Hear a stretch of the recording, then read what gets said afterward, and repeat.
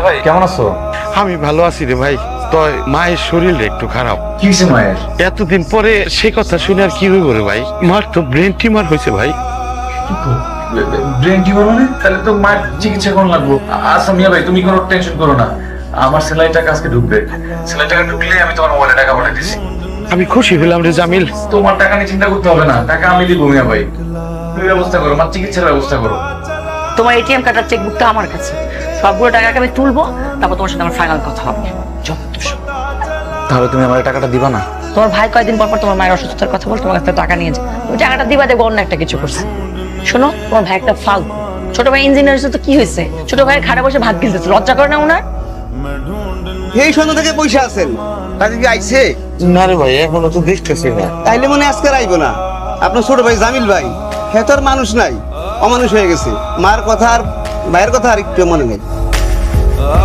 আসছো? আচ্ছা, তোমার কোনো টাইম সেন্স আছে বলো তো? 7টার সময় যাওয়ার কথা, এখন বাজে 9টা। আচ্ছা, তোমাকে আমি একটা যে নেকলেসের ছবি পাঠিয়েছিলাম, আমরা গিফট করবো যে বিয়েতে, আনছো? ব্যাগ কোথায় তোমার? ও, ক্যাশ দিবা? এটা কি? এটা আমার সাসপেন্ড লেটার নিমা, তোমার জন্য, তোমার লোভের জন্য। আজকে আমি অফিসে ঘুষ নিতে যে হাতে নাতে ধরা পড়ছি। কর্তৃপক্ষ বলছে 7 দিনের মধ্যে যদি আমি টাকা ফেরত দিতে না পারি তাহলে আমাকে জেলে যেতে হবে। লিমা, টাকা তো আমার কাছে নাই, টাকা তো তোমার কাছে। টাকাটা দাও, আমাকে উদ্ধার করো। টাকা কোথায় বলো, আমি নিয়ে আসতেছি। না, আমার কাছে নাই। টাকা কোথায়? লিমা, টাকা কোথায়? লিমা, টাকা কোথায়? টাকা দুলাভাইকে দিছি। দুলাভাই কয়দিন আগে ইটালি গেল না, 5 লাখ টাকার মতন শর্ট পড়েছিল হ্যান্ড ক্যাশ, সো আমি দিয়ে ফেলছি। ছোট টেনশন করো না, দুলাভাই 3 মাসের মধ্যে ব্যাক করবে, ডবল টাকা ব্যাক করবে বলছে, 10 লাখ টাকা ওইখানেই দিছি। তুমি কি মানুষ? আমার মা মৃত্যু পথযাত্রী, তার চিকিৎসা করতে পারতেছি না, আর তুমি আমার টাকা তোমার তুলা বাইরে দিছো। তোমার ভাই মিথ্যা কথা বলছে। ও কয়দিন পর পর একটা পায়তারা নিয়ে এসে তোমার কাছ থেকে টাকা নেওয়ার জন্য। তোমার মা একদম সুস্থ আছে, দিব্যি। ও দেখবো টাকাটা নিয়ে মজমাস্তি করবে। তোমার আমি দেখতে চাইছি না আমার চোখের সামনে। তুমি এখন বেরো, এখন আমার বাসা থেকে বের হয়ে যাও। বেরো যাও আমার বাসা থেকে। কার সাথে সংসার করছি আমি? মিয়া ভাই, তুমি এখানে বসে আছো কেন? না কই মা আমাকে ছেড়ে বহু দূরে চলে গেছে। মিয়া ভাই, তুমি এখন আমার উপর রাগ করে আসছো। মা তো ঘরে, তুমি ডাকতেছো না।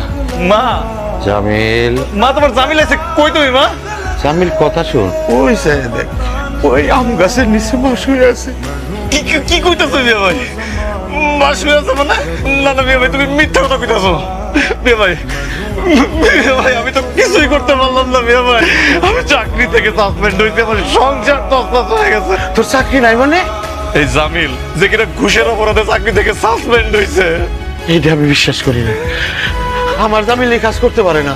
লিমার লোভের জন্য এই জঘন্য কাজটা আমি করছি। এখন অফিসে যদি আমি 2 দিনের মধ্যে টাকাটা দিতে না পারি, পুলিশ আমার ধরে নিয়ে যাবে। ধরে নিয়ে যাবে মিয়া ভাই। তুই ভাবিস না ভাই, তোর ভাই মরে যায় নাই, তোর ভাই এখনো বাইসে আছে। এত অল্প সময়ের মধ্যে তুমি এত টাকা কোথা থেকে ব্যবস্থা করবা? সেটা তুই আমার পর ছেড়ে দে। আমি যে তোর অশিক্ষিত বড় ভাই। रूठी शाम दिन खफा वो